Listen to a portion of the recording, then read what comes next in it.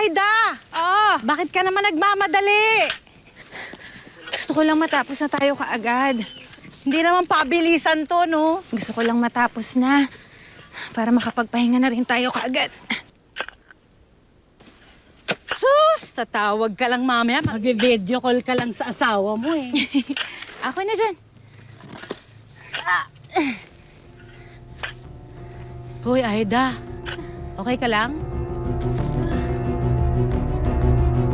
Aida! Ay! Aida! Duwagi sa'yo! Duwagi sa'yo! Duwagi! Kiman!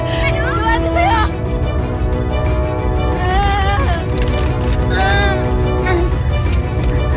Ganyan na?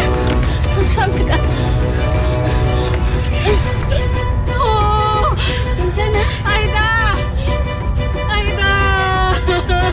Aida! Bigyan niya ng tubig! Bigyan niya ng tubig! Aida, mahal. Nabasa ko yung mga messages mo. Ano sabi ng doktor? Wala naman, napagod lang ako. Ah, napagod. Diba na...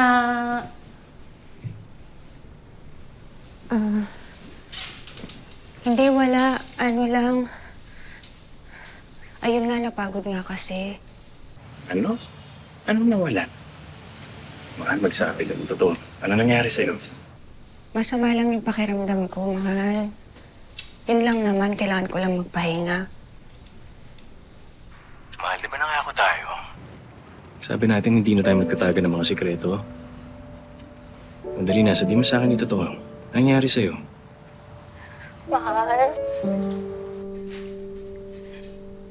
Magagalit ka ba kung uuwi na lang ako dyan?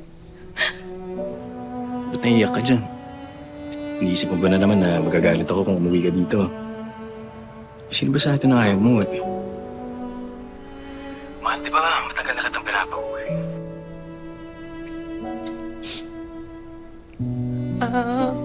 Mahal kasi baka, Baka naman, may iba nang nag-aalaga sa'yo dyan, ha? Hindi, wala. Ikaw talaga dapat, hindi Mr. Solis ang pangalan mo eh. Dapat, Mr. Seloso. Mahal, kaya mo na ba talaga tayo? Oo naman. May trabaho ako, bayad na tong bahay na to. May ipon tayo. Oh. Mahal, umuwi ka na kasi. Di ba pangarap natin magka-baby? Pagka-uwi mo dito, araw-arawin natin eh.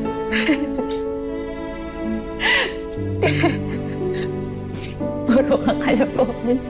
Baka may nakarinig sa'yo dyan. Dito si Cheche. Ito na nga, inahanap na ako ng bossing ko, mahal. Usapin na lang. Nandun kita ng babae. Babe!